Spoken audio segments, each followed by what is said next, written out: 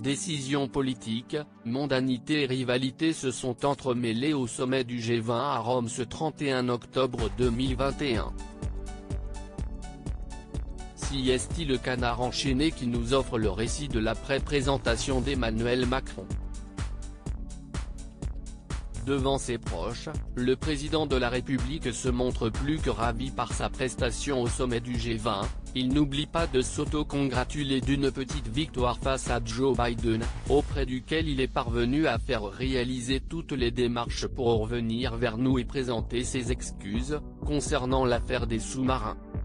Pour rappel, ce différend diplomatique opposant la France à l'Australie, et impliquant aussi le Royaume-Uni et les États-Unis d'Amérique.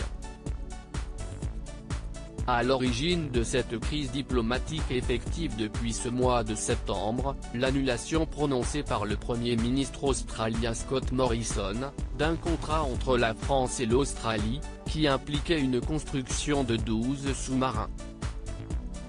Scott Morrison s'est précipité vers le buffet pour éviter Emmanuel Macron. Si Emmanuel Macron réussit à obtenir gain de cause auprès de Joe Biden, la chance ne frappera pas deux fois à sa porte lors de ce sommet du G20, où il a vu le Premier ministre australien arriver dans la salle où devait être prise la photo officielle de l'événement.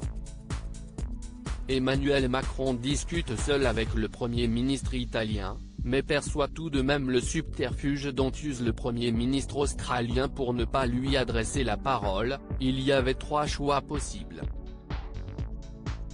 Aller vers Draghi, aller vers moi ou aller vers le buffet. Eh bien Morrison, tellement il était embarrassé, a choisi de se précipiter au buffet, et a commencé à discuter avec les serveurs, révèle le président de la République dans des propos rapportés par le Canard enchaîné. Les deux personnalités politiques entretiennent des rapports compliqués depuis le début de la crise des sous-marins. Les rapports sont tendus entre les deux hommes politiques, surtout depuis que la presse australienne a rendu public un SMS qu'il avait envoyé à Scott Morrison.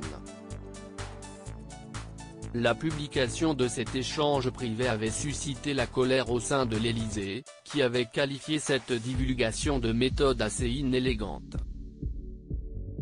Loading VJ.